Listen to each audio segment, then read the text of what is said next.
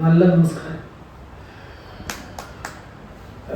കൃഷ്ണേട്ടൻ പറഞ്ഞു വെച്ചെടുത്ത് വെച്ചുകൊണ്ട് നമുക്ക് തകഴിയിലേക്കും തകഴിയുടെ വിശാലമായ രചനാലോകത്തേക്കുമൊക്കെ നമുക്ക് കയറി വരാം.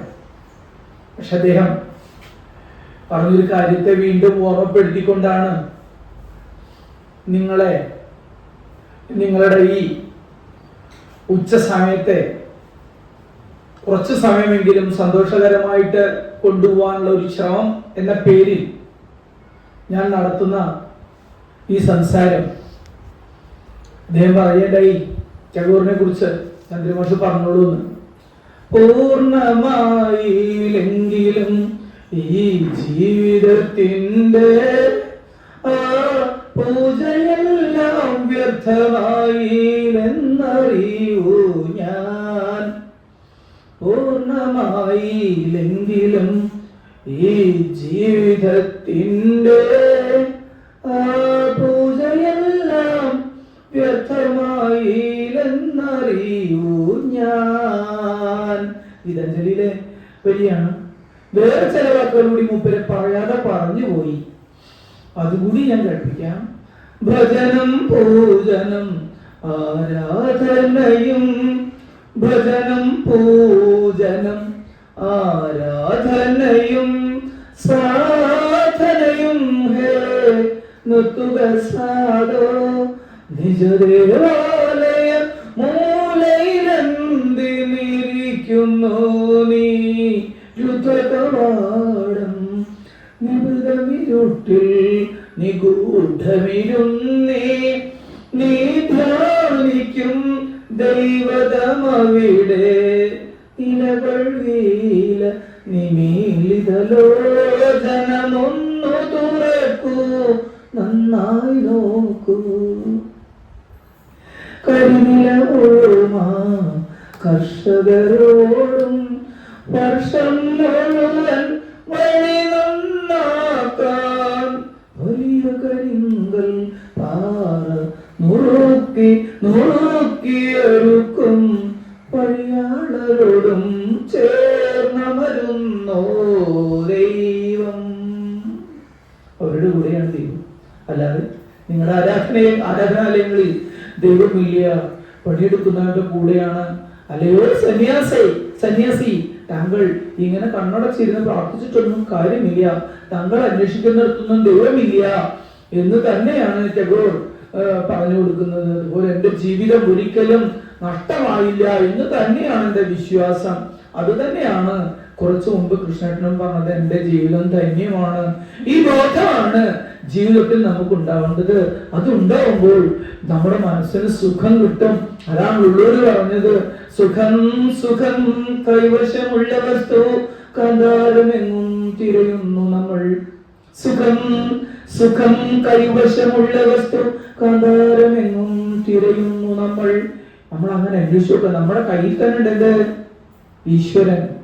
അടുത്തു നിൽപ്പോരനുജന നോക്കാൻ അക്ഷികളില്ലാത്തോർക്ക് അരൂപീശ്വരൻ അദൃശ്യനായാൽ അതിലെന്താ ശരീരം. അടുത്തു നിൽക്കുന്ന അനുജനെ നോക്കാൻ കണ്ണുണ്ടാവുന്നവർക്ക് തീർച്ചയായിട്ടും ഈശ്വരനെ അന്വേഷിക്കേണ്ടതില്ല.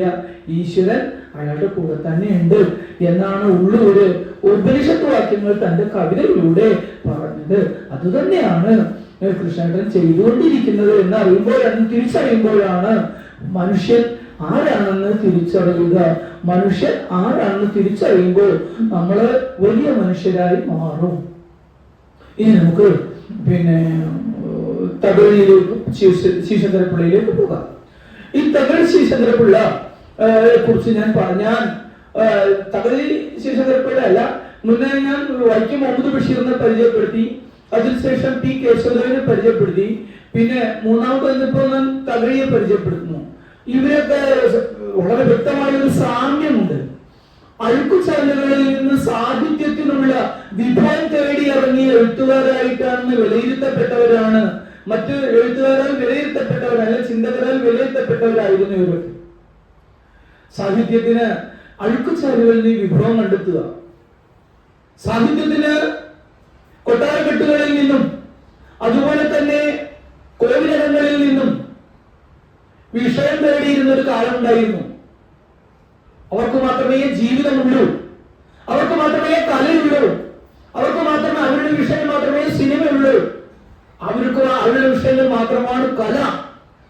എന്ന് ചിന്തിക്കുന്ന ഒരു കാലത്തൊന്ന് അഴുക്കുചാലിലെ മനുഷ്യനും ജീവിതമുണ്ടെന്നും അവനും ഇവിടെ ജീവിക്കേണ്ടവനാണെന്നും അവനും ഈ ഭൂമി അർഹതപ്പെട്ടവനാണെന്നും ഒക്കെയുള്ള ചിന്ത കൊണ്ടുവന്ന എഴുത്തുകാരിൽ ഒരാളാണ് തകഴി ശിവശങ്കരപ്പിള്ള. തകഴി ശിവശങ്കരപ്പിള്ള ജനിച്ചത് 1912 1912 ഏപ്രിൽ മാസത്തിലാണ് അദ്ദേഹം ജനിച്ചത്. 17 മറ്റാണ്. 1912 ജനിക്കുകയും 1999 അന്തരിക്കുകയും ചെയ്തു തകഴി ശിവശങ്കരപ്പിള്ള. പക്ഷേ താൻ ജീവിച്ച ദീർഘകാലത്ത് അദ്ദേഹം ദീർഘമായി തന്നെ എഴുതി 45 നോവലുകൾ. തകഴി ശിവശങ്കരപ്പിള്ള 45 നോവലുകൾ എഴുതി, 25 ചെറുകഥകൾ, 2 നാടകം, 1 യാത്രാവിവരണം, 1 ജീവചരിത്രം, 4 ആത്മകഥ. ഇത്രയും കൃതികള് ശിവശങ്കരപ്പിള്ള എഴുതിയിട്ടുണ്ട്. ജീവിതം വളരെ സന്തോഷത്തോടുകൂടി അനുഭവിച്ചു നിർത്താൻ ഒരു എഴുത്തുകാരനുമായിരുന്നു തകഴി ശിവശങ്കരപ്പിള്ള. കാരണം മഷിണങ്ങാത്ത മനീഷയുടെ സാഹിത്യകാരൻ എന്നാണ് തകഴി ശിവശങ്കരപ്പിള്ളയെ സാഹിത്യലോകം വിലയിരുത്തിയത്. മഷിണങ്ങാത്ത സാഹിത്യ ചിന്തയുടെ എഴുത്തുകാരനായിക്കൊണ്ടാണ് തകഴി ശിവശങ്കരപ്പിള്ളയെ സാഹിത്യലോകം വിലയിരുത്തിയത്. അത് ശരി തന്നെയായിരുന്നു. കാരണം 45 നോവലുകളും 25 ചെറുകഥയും 2 നാടകവും 1 യാത്രാവിവരണവും 1 ജീവചരിത്രവും 4 ആത്മകഥകളും. എന്തായാലും സമൂഹത്തിനോട് തുറന്ന കണ്ണ്, സമൂഹത്തിലേക്ക് കണ്ണ് തുറന്നു പിടിച്ച എഴുത്തുകാരനായിരുന്നു തകഴി ശിവശങ്കരപ്പിള്ള. സമൂഹത്തിലേക്ക് കണ്ണ് തുറന്നു പിടിക്കുകയും കണ്ണ് തുറന്ന് ചിന്തിക്കുകയും സാധാരണക്കാരനോടൊപ്പം ചേർന്ന് നടക്കുകയും സാധാരണക്കാരന്റെ ജീവിതത്തെ, ജീവിതാനുഭവങ്ങളെ, ജീവിത ദുഃഖങ്ങളെ, ആത്മസംഘർഷങ്ങളെ, മാനസിക വ്യഥകളെ എല്ലാവർക്കും മനസ്സിലാവുന്ന ഭാഷയിൽ എഴുതി വെക്കുകയും ചെയ്ത എഴുത്തുകാരനായിരുന്നു തകഴി ശിവശങ്കരപ്പിള്ള. ഞാൻ എന്തായാലും ഇന്ന് ചെയ്യുന്നത് അദ്ദേഹത്തിന്റെ പ്രധാന നോവലുകളിലൂടെയും പ്രധാന ചെറുകഥയിലൂടെയും ഒരു ഓട്ടമാണ്. ഒരു പക്ഷേ എന്തിനാണ് മാഷ് ഇങ്ങനെ ഓടിപ്പോകുന്നത്? ഈ സമയത്ത് നിങ്ങൾക്ക് അത്തരമൊരു ഓട്ടത്തിലുള്ള അറിവാണ് വേണ്ടത്. കാരണം നിങ്ങൾ വായിച്ചതിന്റെ ലോകത്തേക്ക് നിങ്ങളുടെ ഓർമ്മകളെ തിരിച്ചു കൊണ്ടുവരണം. നിങ്ങളുടെ ഓർമ്മകളെ തിരിച്ചു കൊണ്ടുവരുമ്പോഴാണ് നിങ്ങൾ ഇപ്പൊ സജീവമാവുക. കാരണം ഉത്തരേന്ത്യക്കാരൻ അസുരൻ എന്ന്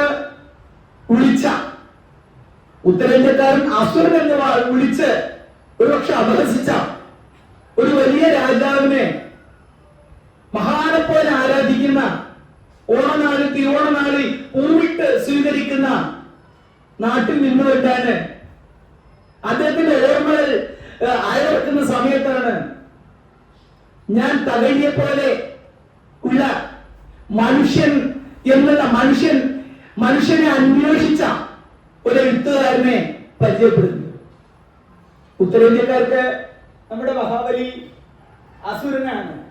മലയാളിക്ക് നമ്മുടെ മഹാബലി ഒരു വലിയ ചക്രവർത്തിയാണ്. വലിയ ചക്രവർത്തി രൂപത്തിലല്ല, വലിയ മനസ്സുള്ള എല്ലാ മനുഷ്യരും ഒരുപോലെയാകണമെന്നും എല്ലാ മനുഷ്യരും ദുരിതമില്ലാത്ത ലോകത്ത്, കഷ്ടപ്പാടില്ലാത്ത ലോകത്ത് സന്തോഷം അനുഭവിച്ച് ജീവിക്കണമെന്നും ആഗ്രഹിച്ച ഒരു വലിയ രാജാവിന്റെ ആഗ്രഹിച്ച, അങ്ങനെ ആരാരൊക്കെയോ അടിച്ചമർത്തപ്പെട്ട് ആരാരൊക്കെയോ പാതാളത്തിന്റെ ലോകത്തേക്ക് താഴ്ത്തപ്പെട്ട ഒരു ദുഃഖ കഥ പോലെ ഓർക്കുന്ന ഒരു വലിയ മനുഷ്യന്റെ ഓർമ്മയിൽ നിന്നുകൊണ്ടാണ്, ഒരു കഥയുടെ ഐതിഹ്യത്തിന്റെ ഓർമ്മയിൽ നിന്നുകൊണ്ടാണ് നമ്മൾ ഇന്ന് തകഴിയെ കുറിച്ച് ഓർക്കുന്നത്. അതുകൊണ്ട് തകഴിയുടെ പ്രധാന നോവലുകളെ കുറിച്ചും ഒരു കഥയെക്കുറിച്ച്, ഏറ്റവും പ്രധാനപ്പെട്ട ഒരു കഥയെക്കുറിച്ച് മാത്രമേ ഞാൻ ഇന്ന് നിങ്ങളോട് പറയുന്നുള്ളൂ. തകഴിയുടെ ഏറ്റവും ആദ്യമായിട്ട് ഞാൻ അവതരിപ്പിക്കുന്ന കഥ ഞാൻ പറഞ്ഞില്ലേ, അഴുക്കുചാലിൽ നിന്ന് സാഹിത്യ വിഷയം കണ്ടെത്തിയ തകഴിയുടെ തോട്ടിയുടെ മകൻ എന്ന്, തോട്ടിയുടെ മകൻ എന്ന നോവലിലെ സംഗ്രഹമാണ് പറയുന്നത്. തോട്ടിയുടെ മകന്റെ പ്രധാന കഥാപാത്രം ചുടലമുത്ത്. ആലപ്പുഴയിലെ തോട്ടി തൊഴിലാളികളെ കുറിച്ചാണ്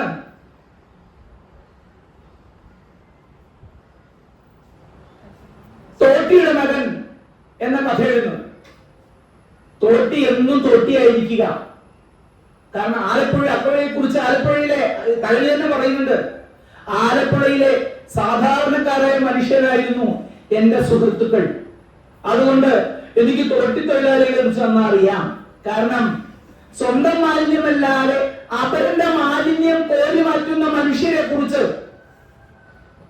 എഴുതുക. പക്ഷേ നിങ്ങളുടെ മാലിന്യം ഞാൻ കോരി വൃത്തിയാക്കിയാലും നിങ്ങൾ എന്നെ അപഹസിച്ചുകൊണ്ടേയിരിക്കും തോട്ടി എന്ന്. ചുടലമുത്തു എന്ന് പറയുന്ന തോട്ടിയുടെ കഥയാണ് തോട്ടിയുടെ മകനിൽ പറയുന്നത്.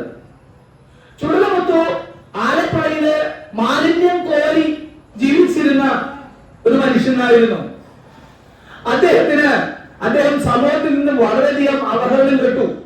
പക്ഷെ എങ്കിലും അദ്ദേഹം തീരുമാനിച്ചു, തന്റെ മകനെങ്കിലും എന്തുണ്ടാവരുത്, ഈ വിധത്തിൽ അപഹസിക്കൽ, കളിയാക്കൽ കേട്ട് വളരരുത്. അതുകൊണ്ട് തന്റെ മകനെ പഠിപ്പിച്ച് വലിയ മനുഷ്യനാക്കാൻ തീരുമാനിച്ചു. തനിക്കുണ്ടായ മകനെ മോഹനൻ എന്ന് പേരിട്ടു. മോഹനൻ, അന്നത്തെ കാലത്ത് ചുടലമുത്തുവിൽ നിന്ന് മോഹനിലേക്കുള്ള ദൂരം ഒന്ന് ആലോചിച്ച് നോക്കൂ. ഒരു പേരിന് പോലും അർഹതയില്ലാത്ത മനുഷ്യര് കേരളത്തിൽ ജീവിച്ചിരുന്ന കാലത്ത് ചുടലമുത്തു തന്റെ മകന് മോഹനൻ, മോഹിപ്പിക്കുന്നവൻ എന്ന് പേരിടുമ്പോൾ നാറ്റമില്ലാത്തവൻ എന്ന മനസ്സിന്റെ അർത്ഥം തന്നെയായിരിക്കും അതിന് കൊടുത്തിട്ടുണ്ടാവുക.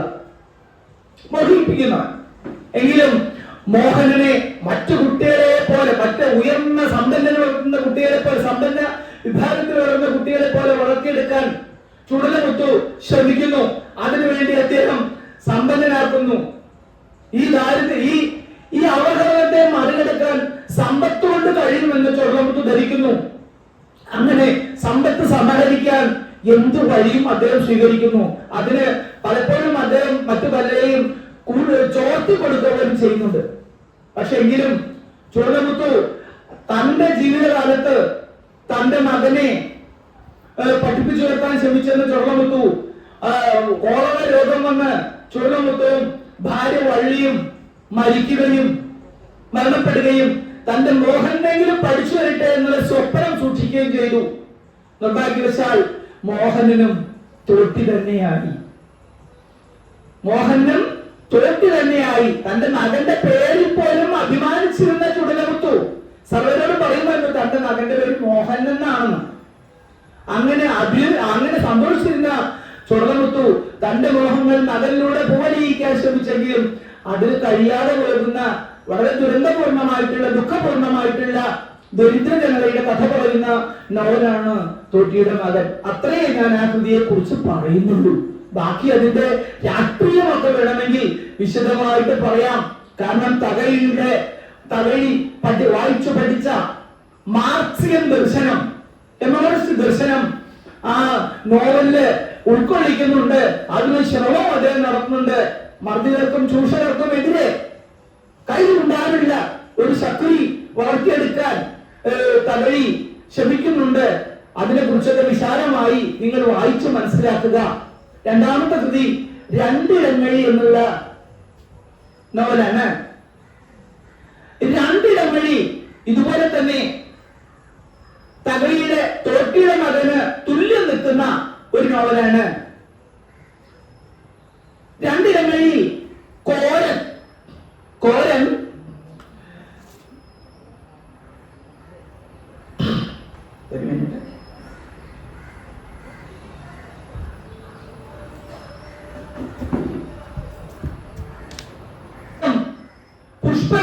എന്ന് പറയുന്ന ധനിക ക്രിസ്ത്യൻ കുടുംബത്തിലെ ഓണപ്പണിക്കാരനായിരുന്നു. ഓണം ഉണ്ണുക എന്നുള്ളൊരു പരിപാടിയുണ്ട്. ഓണക്കാലത്ത് ജന്മിയുടെ വീട്ടിൽ പോയിട്ട് എണ്ണയും അരിയും നാളികേരവും ഓണപ്പുടവയും സ്വീകരിച്ചു കഴിഞ്ഞാൽ പിന്നെ ഒരു വർഷം ഏത് ഉടമയുടെ കയ്യിൽ നിന്നാണോ ഈ ഓണം വാങ്ങിയത് അദ്ദേഹത്തിന്റെ തൊഴിലിന്, അദ്ദേഹത്തിന്റെ പാടത്തെ അല്ലെ അദ്ദേഹത്തിന്റെ കൃഷിയിടത്തെ തൊഴിലുകൾ ചെയ്തതിന് ശേഷം മാത്രമേ മറ്റുള്ളവരുടെ വേലയ്ക്ക് പോയിരുന്നുള്ളൂ. ഒരു കണക്കിന് ഒരു അദൃശ്യമായ അടിമ തന്നെയായി കഴിയേണ്ടി വന്നിരുന്നു. അതാണ് ഓണമെടുക്കൽ. വേറൊന്ന്, അദ്ദേഹം അറക്കൽ തറവാട്ടിലെ അടിയാനുമായിരുന്നു. കോരൻ അറക്കൽ തറവാട്ടിലെ സമ്പന്നമായ കൃഷി കുടുംബമായ അറക്കൽ തറവാട്ടിലെ കുടിയാനും അടിയാനും പുഷ്പവേലി ഓണം ഉണ്ണുന്നവനുമായിരുന്നു. പക്ഷേ കോരൻ അധ്വാനത്തിന് വളരെയധികം പ്രാധാന്യം കൊടുക്കുന്ന ആളുമായിരുന്നു. അധ്വാനിക്കെന്ന് മാത്രമേ അറിയുന്നുള്ളൂ. പക്ഷേ ഒരു കാലത്ത് തന്റെ സമ്പന്ന കുടുംബമായ പുഷ്പവേലി ചാക്കോയ്ക്ക് വലിയ തോതിൽ കൃഷി ഉണ്ടായി. നല്ല കൃഷി. അന്നത്തെ കാലത്ത് അന്നത്തെ ആ വർഷം ധാരാളം നെല്ല് വിളഞ്ഞു. നെല്ല് വിളഞ്ഞപ്പോ കോരന് ഭയങ്കര സന്തോഷം തോന്നി. കോരൻ തന്റെ ചിരുതോട് പറഞ്ഞു, കണ്ടോടി, നമ്മുടെ തമ്പുരാന്റെ പാടത്ത് നെല്ലല്ല പൊന്നാണ് വിളഞ്ഞിരിക്കുന്നതെന്ന്. കോരനും ചിരുതയും വളരെയധികം സന്തോഷിച്ചു. തന്റെ തമ്പുരാന്റെ പാടത്ത് നല്ല വിളവുണ്ടായിരിക്കുന്ന ഈ വർഷം. അവർ സന്തോഷം കൊണ്ട് മതിമറന്നു. നെല്ലിന്റെ ഓരോ കതിർക്കനും കണ്ടപ്പോഴും കൊയ്ത്ത് നടന്നു. കൊയ്ത്തുണ്ടായ സമയത്ത് കോരൻ തന്റെ തമ്പുരാന്റെ നെല്ലല്ലേ എന്ന് വിചാരിച്ച് ഒരു കറ്റ ഒരു ചുരുട്ട് അതിനെടുത്തു. ആരും വേണതെടുത്തു. എടുത്തിട്ട് അത് കൊണ്ടുപോയി അതിന്റെ നെല്ല് കൊണ്ടുപോയി വിറ്റ് കള്ളു കുടിച്ചു. സന്തോഷത്തിന് ചെയ്തതാണ്. തന്റെ തമ്പുരാന്റെ നെല്ല്.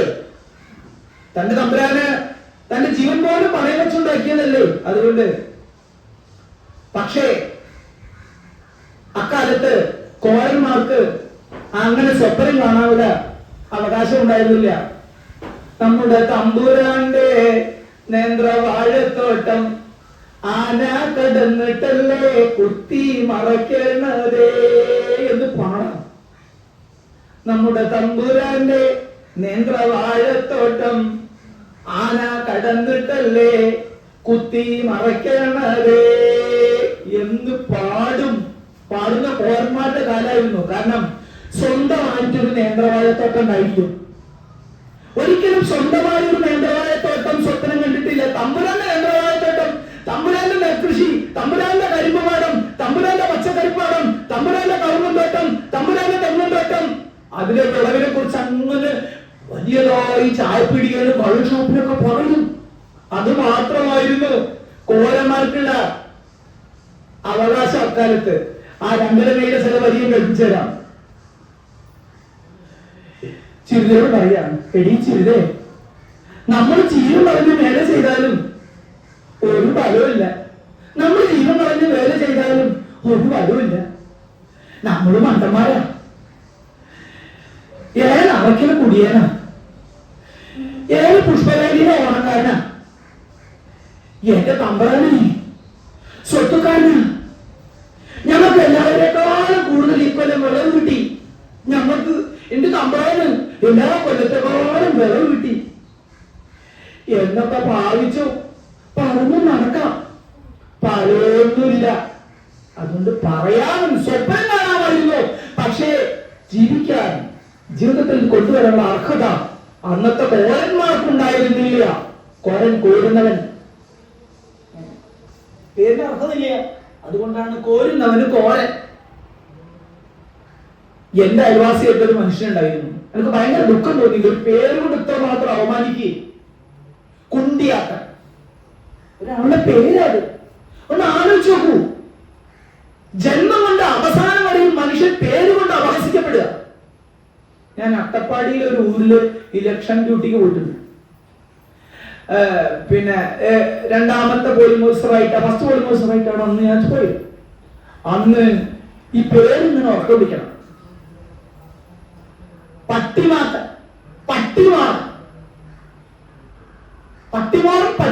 പട്ടിന്ന് ചേർക്കുന്ന ഒരുപാട് പേര് വരുന്നവരെ ഞാൻ പട്ടിമൂക്കൻ, പട്ടിമാളെ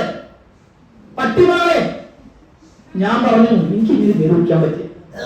മനുഷ്യന്റെ മുഖത്ത് നോക്കിയിട്ട് പട്ടി എന്ന് വിളിച്ചുകൊണ്ടിരിക്കും. എന്തൊരു ദുരന്തപൂർണമായിട്ട് അവസ്ഥയത്. ഒരു മനുഷ്യന്റെ പേര് കൊണ്ട് അപമാനിക്കുകയും അങ്ങനത്തെ ഒരു കാലമുണ്ടായിരുന്നു നമ്മുടെ നാട്ടില്. അങ്ങനത്തെ ഒരു കോരന്റെ കഥയാണ് രണ്ടിടങ്ങളിലൂടെ തകഴി ശിവശങ്കരപിള്ള പറഞ്ഞു വെക്കുന്നത്. അങ്ങനെ കോരൻ ഒരു കറ്റ എടുത്തുകൊണ്ട് ഒരു ചുരുട്ട് എടുത്തു കൊണ്ടുപോയി. ഒരു ചുരുട്ടെടുത്ത് കൊണ്ടുപോയിട്ട് വിറ്റ് കള്ളു കുടിച്ചു. ഇത് പുഷ്പവേലായിരുന്നു. കോരനെ കണക്കറ്റ് അപമാനിച്ചു. ഇത് അയാളുടെ അഭിമാനത്തിന് മുഖേൽപ്പിക്കുന്നതായിരുന്നു. ആത്മാഭിമാനത്തെ നോവിച്ച കോരൻ സ്വയം തിരിച്ചറിയുന്നു. ആ തിരിച്ചറിയുന്നപ്പോഴാണ് കോരൻ ഇത്തരത്തിലൊരു വാക്ക് പറഞ്ഞത്. നല്ല വിളവ് കിട്ടി, കേമന്മാരാണ് എന്നൊക്കെ ഭാവിച്ചും പറഞ്ഞു നമുക്ക് നടക്കാൻ ഫലമൊന്നുമില്ല, അവരൊക്കെ വലിയ ആൾക്കാരാ. അങ്ങനെ കോരൻ തീരുമാനിക്കുന്നു സംഘടിക്കാൻ. തമ്പുരാനോട് കൂട്ടുകാരുമായി ചേർന്ന് തന്റെ ജന്മിയോട് കൂലി ചോദിച്ചു വാങ്ങാൻ തീരുമാനിക്കുന്നു. ചോദിച്ചു വാങ്ങാൻ തീരുമാനിച്ചപ്പോഴാണ് ജന്മിയിൽ നിന്നും പ്രഹരവും കേസും ഒക്കെ വന്നത്. തത്ഫലമായി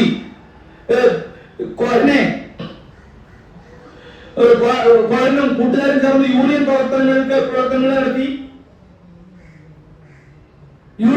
നടത്തിയപ്പോ പോലീസിൽ കേസ് കൊടുത്തപ്പോ കോരനും സുഹൃത്തുക്കളും ഒളിച്ചുപോയി. രാത്രി വന്നേക്കുമ്പോഴാണ് വേറൊന്നും കണ്ടത്. പുഷ്പവേലിൽ ചാക്കോ തന്റെ ചങ്കായിരിക്കുന്ന തന്റെ ഭാര്യയായ ചിരുതയെ ആക്രമിക്കുന്നു. തന്റെ ഭാര്യയെ ആക്രമിക്കുന്നത് കണ്ട കോരൻ പുഷ്പവേലിൽ ചാക്കോനെ അടിച്ചു കൊന്നു. അതിന് ജീവപര്യന്തം തടവ് കിട്ടി. ജീവപര്യന്തം തടവ് കിട്ടിയപ്പോ കോരൻ എന്തു ചെയ്തെന്ന് അറിയാമോ? തന്റെ ഭാര്യയെ ചാത്തനെ കൊണ്ട്, തന്റെ സുഹൃത്തായ ചാത്തനെ കൊണ്ട് കല്യാണം കഴിപ്പിച്ചു. പക്ഷേ ചാത്തനെ കൊണ്ട് കല്യാണം കഴിപ്പിക്കാൻ വേറൊരു കാരണം ഉണ്ടായിരുന്നു. കാരണം തന്റെ ഭാര്യ ചിരുതയുടെ പൂർവ്വകാല കാമുകനായിരുന്നു ചാത്തൻ. ഒരു മനുഷ്യൻ തന്റെ ഭാര്യയെ അയാളുടെ ഭാര്യയുടെ പൂർവ്വ കാമുകന് വിവാഹം കഴിച്ചെടുക്കുന്ന കാര്യം ആലോചിച്ചു നോക്കൂ. കോരൻ അതിന് തയ്യാറായി. അങ്ങനെ ജയിലിലേക്ക് കോരൻ പോയി. ചാത്തനും ചിരുതയും ഒന്നിച്ചു താമസിച്ചു. പക്ഷേ ചിരുതയ്ക്ക് ഒരിക്കലും ചാത്തനെ സ്വന്തം ഭർത്താവായി സ്വീകരിക്കാൻ കഴിഞ്ഞില്ല. എങ്കിലും കോരൻ പോകുന്നതിന് മുമ്പ് തന്നെ ചിരുതയ്ക്ക് ഗർഭമുണ്ടായിരുന്നു. ഒരു കുട്ടിയെ പ്രസവിച്ചു. ആ കുട്ടിയുടെ പേരാണ് വെളുത്ത. കോരൻ ജീവപര്യന്തം ശിക്ഷ കഴിഞ്ഞ് തിരിച്ചു വന്നപ്പോൾ നമ്മുടെ ചാത്തൻ ചെയ്തതെന്നാണ് അറിയാമോ? കോരന്റെ മകൻ വെളുത്തയെയും ഭാര്യയെയും മുൻ ഭാര്യയെ പോലെ തന്നെ കോരനെ ഏൽപ്പിക്കുന്നു. പിന്നെ നമ്മൾ കാണുന്ന ചിത്രം തന്റെ തൊഴിലാളി യൂണിയൻ പ്രവർത്തനങ്ങൾ സംഘടിപ്പിക്കുന്ന പ്രവർത്തനങ്ങളാണ്. അവസാനത്തിൽ കാണുന്നത് വെളുത്ത കോരന്റെ ചോരിൽ കയറിയിരുന്നു കൊണ്ട് വെളുത്ത എന്ന് പറയുന്ന കൊച്ചുകുഞ്ഞ് വിളിച്ചു പറയുന്ന ശബ്ദം പറയുന്ന ഒരു മുദ്രാവാക്യമാണ് കേൾക്കുന്നത്. കൃഷിഭൂമി കൃഷിക്കാരൻ എന്ന് പറഞ്ഞുകൊണ്ട് കൈയെത്തി മുദ്രാവാക്യം വിളിച്ചു പോകുന്ന, കോരന്റെ ചുമലിൽ കയറി മുദ്രാവാക്യം വിളിച്ചു പോകുന്ന വെളുത്ത എന്ന് പറയുന്ന കോരന്റെ മകനെയാണ്. തന്റെ മകനിലൂടെയെങ്കിലും ഇവിടെ മാറ്റം വരുമല്ലോ എന്ന് സ്വപ്നം കണ്ട കോരനെ പോലൊരു കഥാപാത്രത്തെ തകഴി സൃഷ്ടിച്ചത് കുട്ടനാട്ടിലെ കർഷക തൊഴിലാളികളെ, കുട്ടനാട്ടിലെ കാരുണ്യമില്ലാത്ത ജന്മിമാരെ കൃത്യമായി മനസ്സിലാക്കിയത് കൊണ്ടാണ്. കാരണം കുട്ടനാട്ടുകാരനായിട്ടുള്ള തകഴിക്ക് കുട്ടനാട്ടിലെ കർഷക തൊഴിലാളികളുടെ കണ്ണീരും സങ്കടവും അടുത്തറിയാമായിരുന്നു. അതുകൊണ്ട് തന്നെയാണ് രണ്ടിടങ്ങളിൽ എന്ന നോവൽ ആ മുദ്രാവാക്യം വിളിച്ചു പോകുന്ന അവസ്ഥയിൽ അവസാനിക്കുന്നു. അടുത്ത ഒരു കൃതി ഞാൻ കേൾപ്പിക്കുന്നത് ചെമ്മീൻ എന്നുള്ള കൃതിയാണ്. ചെമ്മീൻ 1956 പുറത്തു വന്നത്. പുറക്കാടും തൃക്കുന്നപ്പുഴയും ആയിട്ട് പറന്നു കിടക്കുന്ന ആലപ്പുഴയിലെ മുക്കുവരുടെ കഥയാണ് ചെമ്മീനിൽ തകഴി അവതരിപ്പിക്കുന്നത്. അതിന് കാരണം തലയ്ക്ക് ആ പുറക്കാടും തൃക്കുന്നപ്പുഴയും ഒക്കെ നന്നായി അറിയാമായിരുന്നു. മാത്രവുമല്ല അവിടുത്തെ മുക്കുവരെ കുറിച്ച് നന്നായി മനസ്സിലാക്കുകയും ചെയ്ത ഒരു എഴുത്തുകാരനായിരുന്നു തകഴി. എന്തായാലും നിങ്ങള് ഈ ചെമ്മീൻ എന്നുള്ള കൃതി വായിച്ചിട്ടില്ലെങ്കിലും ചെമ്മീൻ എന്നുള്ള സിനിമ കണ്ടവരായിരിക്കും ഒരു പക്ഷെ എന്നെ ഉള്ളിരിക്കുന്നത്. ചാകര എന്നുള്ള പാട്ട് കേൾക്കാത്തവർ ആരുണ്ടാവില്ല. ഇന്ന് മത്തിയോ ചെമ്മീനോ എന്ന് പറയുന്ന വരി കേൾക്കാത്തവരുണ്ടാവുന്നില്ല. കടലേ നീലക്കടലേ അതെ ഇന്നിലും എന്താ മാനസമയിലേ വരൂ എന്ന് പറയുന്ന രാമതരിയോട് സംവിധാനം ചെയ്ത ചെമ്മീൻ എന്നുള്ള സിനിമ കാണാത്തവരായിരുന്നു. 1964 ഈ സിനിമ പുറത്തു വരുന്നത്. പക്ഷെ 1956 ഈ നോവൽ എഴുതപ്പെടുന്നത്. കേരളത്തില് ഒന്നാകെ വായിച്ച ഒന്നാകെ കണ്ട ഒരു കഥയും ഒന്നാകെ കേട്ട ഒരു കഥയും കണ്ട ഒരു സിനിമയും ആയിരിക്കാം ഒരുപക്ഷെ ചെമ്മീൻ. ഇതിൽ തന്നെ കടപ്പുറത്തെ മുക്കുവരുടെ കഥയാണ്. ഈ മുക്കുവർക്കിടയിൽ ഒരു വിശ്വാസം ഉണ്ടായിരുന്നു. എന്താ മുക്കുവർക്കിടയിലെ വിശ്വാസം? സാധാരണക്കാരുടെ അങ്ങനെ ഒരുപാട് വിശ്വാസങ്ങളുണ്ട്. ഒരുപാട് ശരിയോ തെറ്റൊന്നോ യുക്തിയോ ഒന്നുമല്ല അവർക്ക് പ്രശ്നം. യുക്തിക്ക് അപ്പുറമായി വിശ്വസിക്കുന്ന ചില കഥകളുണ്ട്. അത്തരമൊരു കഥയെ അടിസ്ഥാനപ്പെടുത്തിയിട്ട് തന്നെയാണ് ഈ ചെമ്മീൻ എഴുതിയിട്ടുള്ളത്. ജീവിക്കാൻ വേണ്ടി ജീവൻ പണയം വെച്ച് കടലിലേക്ക് പോകുന്ന മത്സ്യം പിടിക്കാൻ വേണ്ടി കടലിലേക്ക് പോകുന്ന മുക്കുവന്റെ ഭാര്യ പരിശുദ്ധയായിരിക്കണം. ജീവിക്കാൻ വേണ്ടി ജീവിതം പണയം വെച്ച് കടലിലേക്ക് പോകുന്ന, കടലിൽ മത്സ്യം പിടിക്കാൻ വേണ്ടി പോകുന്ന മുക്കുവന് അരയന്റെ ഭാര്യ പരിശുദ്ധയാവണം. അവൻ സന്മാർഗിയാവണം. പുരുഷ സന്മാർഗിയാണെന്ന് പറയുന്നില്ല കേട്ടോ. പുരുഷന് തന്നെ അങ്ങനത്തെ പ്രശ്നമില്ല. സന്മാർഗം എന്നുള്ളത് സ്ത്രീക്ക് മാത്രമുള്ളതാണ്. അതാണ് പഴയകാല ചിന്ത. ഇപ്പോഴും അതിന് ചില ബീജങ്ങൾ വൻതോതിൽ ഇപ്പോഴും നമ്മുടെ മനസ്സിൽ, സമൂഹ മനസ്സിൽ ഇപ്പോഴും രൂഢമാണ്. എഴുത്തുകാരും ചിന്തകരും പണ്ഡിതന്മാരും പറയുകയും എഴുതുകയും ഒക്കെ ചെയ്തിട്ടും സന്മാർഗം എന്നത്, പതിവ്രത എന്നത് സ്ത്രീക്ക് മാത്രം മതി എന്നുള്ള ചിന്ത തന്നെയാണ് ഇപ്പോഴും ഉള്ളത്. മാഷ എങ്ങനെയാണ് തിരിച്ചു ചോദിക്കാം. ഞാൻ കുറെയൊക്കെ മറികടക്കാൻ ശ്രമിച്ചിട്ടുണ്ട്. കൃഷ്ണൻ നല്ലൊരു ലോകത്തിലധികം മറികടന്ന ഒരു വ്യക്തിയാണെന്ന് എനിക്കറിയാം. കാരണം 1982 മുതൽ എനിക്ക് കൃഷ്ണനെ അറിയാം.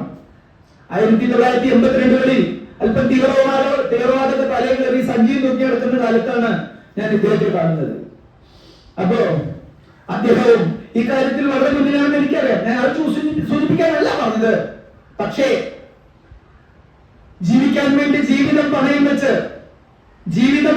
വെച്ച് കടലിനോട് മല്ലിടുന്ന മുക്കുവന്റെ ഭാര്യ പരിശുദ്ധയായിരിക്കണം എന്ന വിശ്വാസത്തെ അടിസ്ഥാനപ്പെടുത്തിക്കൊണ്ടാണ് ചെമ്മീൻ എന്നുള്ള കഥ എന്ന നോവൽ 1956 തകഴി ശ്രീശങ്കരപ്പിള്ള എഴുതുന്നത്. അത് തൃക്കുന്നപ്പുഴയിലും പുറക്കാട്ടും ജീവിക്കുന്ന അരയന്മാരെ കുറിച്ചുള്ളതായിരുന്നു. പ്രധാന കഥാപാത്രമാണ് ചെമ്പകുഞ്ഞിന്റെ ഭാര്യ ചിരിത സീതാന്റെയാണ് ഓർമ്മ. ചിരിത അതുപോലെ ചെമ്പക്കുഞ്ഞിന്റെ നഗരയിലെ കറുത്തമ്മ,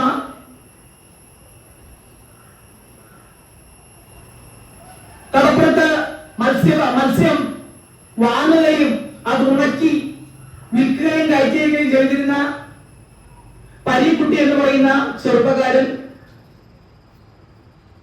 പളനി എന്ന് പറയുന്ന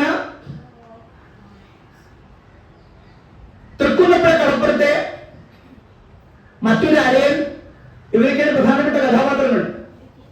ചെമ്പക്കുഞ്ഞിന് ഒരു മോഹം ഉണ്ടായിരുന്നു. എന്താ ചെമ്പക്കുഞ്ഞിന്റെ മോഹം? സ്വന്തമായി ഒരു വള്ളവും വലയും വേണം, വാങ്ങണം, നമ്മൾ സ്വന്തമാക്കണം. ആർത്തി പിടിച്ച ഈ മനുഷ്യൻ കാശുണ്ടാക്കാൻ വേണ്ടി എന്തിനു തയ്യാറാവുന്നു? തന്റെ മകൾക്ക് പരീക്കുട്ടി എന്ന് പറയുന്ന, തന്റെ മകൻ കറുത്തമ്മയ്ക്ക് പരീക്കുട്ടി എന്ന് പറയുന്ന കച്ചവടക്കാരന്, മത്സ്യത്തിന്റെ മൊത്ത കച്ചവടക്കാരനായുള്ള പരീക്കുട്ടിയോട് ഏതാണ്ട് ഇഷ്ടമുണ്ടെന്നും, അടുപ്പമല്ലോ, അടുപ്പവും ഇഷ്ടവും രണ്ടാണ്, ഇഷ്ടമുണ്ടെന്നും അതുവഴി പരീക്കുട്ടിയിലൂടെ കാശ് സമ്പാദിക്കാമെന്നും ആ കാശ് ഉപയോഗിച്ചുകൊണ്ട് വള്ളവും വലയും വാങ്ങാമെന്നും, വള്ളവും വലയുമുള്ള അരയനുണ്ടല്ലോ അവൻ കടപ്പുറത്തെ പ്രമാണിയാവും എന്ന ചിന്തയും ചെമ്പക്കുഞ്ഞിനുണ്ടായി. അങ്ങനെ കറുത്തമ്മയിലൂടെ പരീക്കുട്ടിയെ സ്വാധീനിച്ച് പരീക്കുട്ടിയുടെ സമ്പത്തെല്ലാം ചെമ്പക്കുഞ്ഞ് ചെമ്പക്കുഞ്ഞ് കൈവശപ്പെടുത്തുകയും വള്ളവും വലയും വാങ്ങുകയും, വള്ളവും വലയും വാങ്ങിയതിനു ശേഷം ധാരാളം മത്സ്യം പിടിക്കുകയും മത്സ്യത്തിന്റെ മൊത്ത കച്ചവടക്കാരായി മാറുകയും, വള്ളവും വലവും ഉപയോഗിച്ച് പിടിച്ച മത്സ്യമെല്ലാം വിറ്റ് ചെമ്പക്കുഞ്ഞ് സമ്പന്നനാവുകയും, ചെമ്പക്കുഞ്ഞ് അനുയോജ്യനായ ഒരു മരുമകനെ കണ്ടെത്തുകയും, പുറക്കാട്ട് കടപ്പുറത്ത് തൃക്കുന്നപ്പുഴ കടപ്പുറത്തുകാരനായിരുന്ന പളനിക്ക് കറുത്തമ്മയെ വിവാഹം ചെയ്തു കൊടുക്കുകയും ചെയ്യുന്നു. പരീക്കുട്ടിക്കാണെങ്കിൽ കറുത്തമ്മയോട് കടലിനോളം സ്നേഹം ഉണ്ടായിരുന്നു. പരീക്കുട്ടിക്ക് കറുത്തമ്മയോട് പറഞ്ഞ മനസ്സിലാവോ? കടലോളം കറുത്തമ്മയോട് സ്നേഹമുള്ള പരീക്കുട്ടി. അങ്ങനെ പരീക്കുട്ടിയിൽ നിന്ന് വാങ്ങിയ കാശ് തിരിച്ചു കൊടുക്കാൻ ചെമ്പക്കുഞ്ഞ് ഒരിക്കലും തയ്യാറായില്ല. കറുത്തമ്മയെ പളനി എന്ന് പറയുന്ന ചെറുപ്പക്കാരന് കല്യാണം കഴിച്ചു കൊടുത്തു. ചെമ്പക്കുഞ്ഞ് സമ്പന്നനായി. പരീക്കുട്ടി പലവട്ടം പണം തിരിച്ചു ചോദിച്ചു, കൊടുക്കുന്നില്ല. വളരെയധികം ദുഃഖിതൻ ഇത് തിരിച്ചു കൊടുക്കാതെ കണ്ട് വളരെയധികം ദുഃഖിതനായി ചെമ്പക്കുഞ്ഞിന്റെ ഭാര്യ അകാലത്തിൽ മരിച്ചുപോയി. അങ്ങനെ ചെമ്പക്കുഞ്ഞ് തനിക്ക് വള്ളവും വലയും തന്ന മറ്റൊരു അരയന്റെ ഭാര്യയെ സ്വന്തമാക്കി. അതിലൊരു കുഞ്ഞുണ്ടായി. അതവരങ്ങനെ സുഖ സൗകര്യങ്ങളോട് ജീവിച്ചു. കുറച്ചു ദിവസം കഴിഞ്ഞപ്പോഴാണ് പളനിക്കും കറുത്തമ്മയ്ക്കും ഒരു കുഞ്ഞുണ്ടായത്. അതിനിടയിലാണ് പളനി തിരിച്ചറിയുന്നത് കറുത്തമ്മയ്ക്ക് വേറൊരു മുസ്ലിം ചെറുപ്പക്കാരനോട് അഗാധമായ സ്നേഹമുണ്ടെന്ന്. ഇത് തിരിച്ചറിഞ്ഞപ്പോ പളനി ഒരു ഭ്രാന്ത് പിടിച്ച അവസ്ഥയിലായില്ല പളനി. പളനി എന്ത് ചെയ്താണെന്ന് അറിയാമോ? ആരോടും പറയാതെ ഭ്രാന്തമായ ആവേശത്തോടു കൂടി തോണിയെടുത്ത് കൊമ്പൻ സ്രാവിനെ പിടിക്കാൻ കടലിന്റെ ഉള്ളിലേക്ക് പോവാൻ തയ്യാറായി. ആ സമയത്താണ് ചെമ്പക്കുഞ്ഞിന്റെ ഭാര്യ ചെമ്പക്കുഞ്ഞ് മരിക്കുന്നത്, ചെമ്പക്കുഞ്ഞ് അനാഥനാവുന്നത്. ചെമ്പക്കുഞ്ഞിന്റെ കറുത്തമ്മയുടെ അനിയത്തിയായിട്ട് രണ്ടാമത്തെ മകൾ പഞ്ചമി കറുത്തമ്മയുടെ അടുത്തേക്ക് വരുന്നത്. പളനിക്ക് അപ്പോൾ അരങ്ങേറിയ ഒരു കുഞ്ഞുണ്ടാവുന്നുണ്ട്. പളനിയുടെ മനസ്സിൽ കറുത്തമ്മയുടെ ഒളിച്ചു വെക്കപ്പെട്ട പ്രേമം വളരെ ക്രൂരമായ അവസ്ഥയിലെത്തുന്നു. ഒരു കൊമ്പൻ സ്രാവിനെ പിടിച്ച് ആനന്ദം തെളിയിച്ചേർന്നുള്ള ശബരിത്തോടുകൂടി പളനി ഉൾക്കടലിലേക്ക് യാത്രയാവുന്നു. ആ രാത്രിയില് പഞ്ചമി കറുത്തമ്മയോട് പരീക്കുട്ടിയുടെ ദയനീയ അവസ്ഥ പറഞ്ഞു കേൾപ്പിക്കുന്നു. കറുത്തമ്മ പോയതിനു ശേഷം അച്ഛൻ പൈസ ഒന്നും പിന്നെ പരീക്കുട്ടി കൊടുത്തില്ല. പരീക്കുട്ടി കച്ചവടം ആകെ മോശമായി. തന്റെ പണമെല്ലാം ചോർത്തെടുക്കപ്പെട്ടതിന്റെ ഫലമായി താൻ ദരിദ്രനായി. കടപ്പുറത്തുകൂടെ എന്റെ കറുത്തമ്മയെ എന്ന് വിളിച്ചു പറഞ്ഞുകൊണ്ട് നടപ്പാണ്. ആ മനുഷ്യൻ ഏതാണ്ട് ഭ്രാന്തരായ അവസ്ഥയിലായിരിക്കുന്നു എന്ന് പഞ്ചമിയിൽ നിന്നും കറുത്തമ്മ അറിയുന്നു. മറ്റാരും അറിയാത്ത എന്തോ ഒരു ആവേശം കറുത്തമ്മയെ ബാധിക്കുന്നു. കറുത്തമ്മ ഈ വിഷയം കേട്ട് രാത്രിയില് പരീക്കുട്ടിയെ തേടി ഇറങ്ങുന്നു, പുറത്തു വരുന്നു. അന്ന് രാത്രി തന്നെയാണ് പളനി ഉൾക്കടലിലേക്ക് പോയതും. ഉൾക്കടലിൽ ഒറ്റ ചെറുതോണിയിൽ നിന്നുകൊണ്ട് ഒരു വലിയ കൊമ്പൻ സ്രാവിനെ ചൂണ്ടയിട്ട് പിടിച്ചു സമയത്ത് കൊമ്പൻ സ്രാവിനെ പിടിച്ചൊതുക്കാൻ കഴിയാത്ത സ്രാവും പളനിയും തമ്മിൽ വലിയ പിടിവലികൾ നടന്നു. ശക്തമായ തിരമാലയുടെ കാറ്റും പോലും ഉണ്ടായി. ഇതേ സമയത്ത് പരീക്കുട്ടിയും കറുത്തമ്മയും കണ്ടുമുട്ടുകയായിരുന്നു. കറുത്തമ്മ പരീക്കുട്ടിയെ ആശ്രയിച്ച സമയത്ത് ഒരു വലിയ തിരമാല വന്ന് പരീക്കുട്ടിയെയും കറുത്തമ്മയെയും വിഴുങ്ങി. അതേ സമയത്ത് തന്നെ കൊമ്പൻ സ്രാവിനോട് പരാജയപ്പെടാനിടയായ ഒരു വലിയ തിരമാല പഴനിയെയും വിഴുങ്ങി. പിറ്റേന്ന് കടപ്പുറത്ത് 2 ശവശരീരങ്ങൾ കണ്ടുകയുണ്ടായി. അതൊന്ന് കറുത്ത് കെട്ടിപ്പിടിച്ച നിലയിൽ കറുത്തമ്മയുടെയും പരീക്കുട്ടിയുടേതുമായിരുന്നു. തൊട്ടടുത്ത് തന്നെ മറ്റും കൂടി ഉണ്ടായിരുന്നു. ചൂണ്ടയിൽ കുരുങ്ങിയ ഒരു വലിയ കൊമ്പൻ സ്രാവും. അതേ സമയത്ത് പഞ്ചമി പഴനിയുടെ കുഞ്ഞിനെ മടിയിൽ വെച്ചുകൊണ്ട് ശൂന്യതയിലേക്ക് കടപ്പുറത്ത് നോക്കിയിരിക്കുന്ന ഒരു ഇഷ്ടത്തോടു കൂടി ചെമ്മീൻ എന്ന നോവൽ അവസാനിക്കുന്നു. മറ്റൊരു കഥ പറഞ്ഞു തരാനുള്ളത്, മറ്റൊരു നോവലിനെ കുറിച്ച് പറഞ്ഞു തരാനുള്ളത് നിങ്ങൾക്ക് പറഞ്ഞു തരാൻ 7 പടികളാണ്.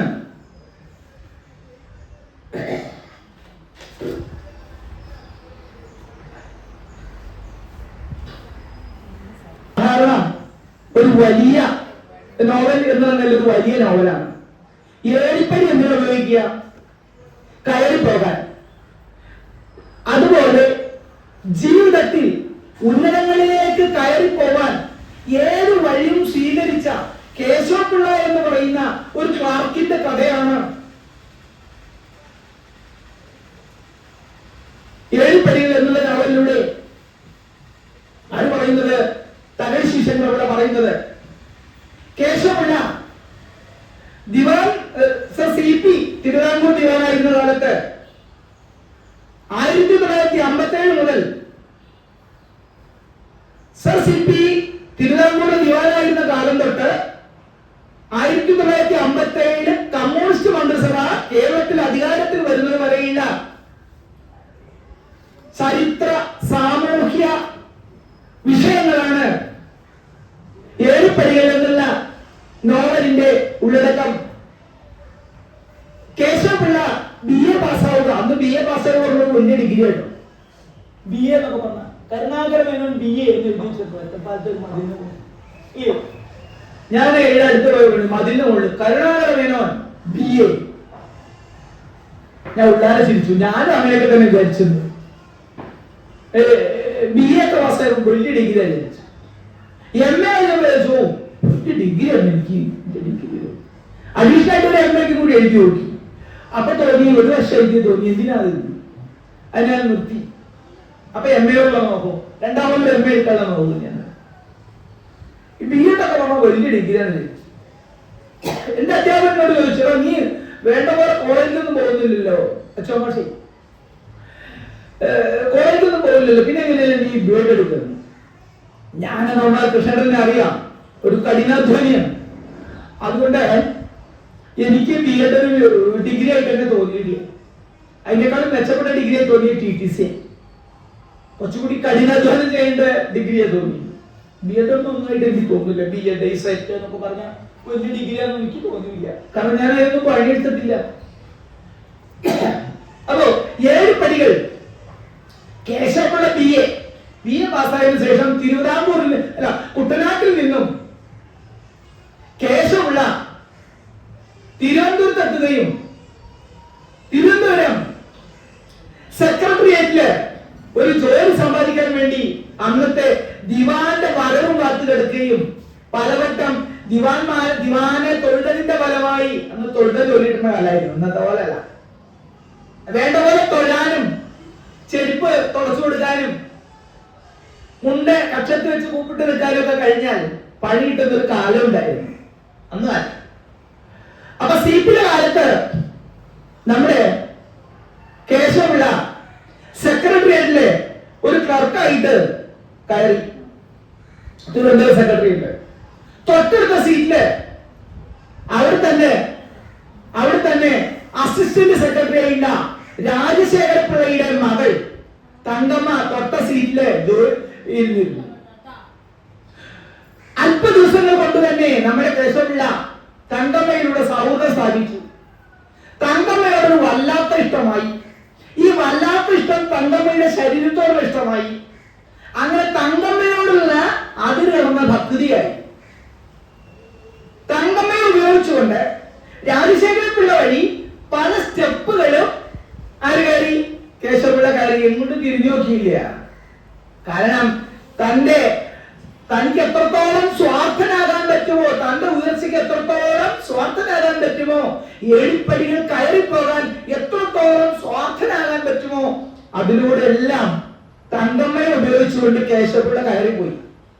അങ്ങനെ കേശവപിള്ളയുടെ വീട്ടുകാര് സമ്പന്നരായി. കേശവപിള്ളയുടെ പിതാവും കുടുംബക്കാരും നാട്ടിൽ ഒരു പെൺകുട്ടിയെ കല്യാണം കഴിച്ചു. പേര് കാർത്തികേയനിയമ്മ ആയിരുന്നു. കാർത്തികേയനിയമ്മയെ കല്യാണം കഴിച്ചു. അന്നത്തെ രാത്രി അവിടെ കൂടാതെ നമ്മുടെ കേശവപിള്ള നേരെ എവിടെത്തി? തിരുവനന്തപുരത്ത് സെക്രട്ടറിയിലെത്തി. തങ്കമ്മയെ കണ്ടിട്ട് ഇരിക്കാൻ വയ്യുണ്ട്. തങ്കമ്മയോട് കൂടി പറഞ്ഞില്ല എന്ന് ഞാന് എന്തിനു പോകുന്നതാണ്, പിന്നെ കല്യാണം കഴിക്കാൻ വേണ്ടി പോകുക എന്നുള്ള കാര്യം പോലും പറയാതെ കല്യാണം കഴിഞ്ഞ് തിരിച്ചു വന്ന അതേ സീറ്റിൽ തന്നെ സെക്രട്ടേറിയറ്റിൽ അങ്ങനെ സന്തോഷവും വിരാജിച്ചു. പുറത്തൊന്നും പറയാം. അങ്ങനെ കേശവപിള്ള ഓരോ പടികൾ കയറിപ്പോന്നു. ഓരോ പടികൾ കയറി ഉയർത്തെത്തി. അസിസ്റ്റന്റ് സെക്രട്ടറി അങ്ങനെയായി. ഈ സമയത്തിനിടയില് നമ്മുടെ കാർത്തികേയനിയമ്മയെ എന്ത് ചെയ്യുമായിരുന്നു? നേരെ മൂപ്പര് തിരുവനന്തപുരത്തേക്ക് കൊണ്ടുപോയി. എന്നിട്ട് എല്ലാവരോടും പറയും, എന്റെ ഉയർച്ചയ്ക്കെല്ലാം കാരണം കാർത്തികേയനിയമ്മയാണ്. അന്നത്തെ കാലത്ത് ഇത്തരം കാർത്തികേയനിയമ്മമാർക്ക് സെക്രട്ടേറിയറ്റ് ഉൾത്തളങ്ങളിൽ നല്ല സ്വാധീനം ഉണ്ടായിരുന്നു.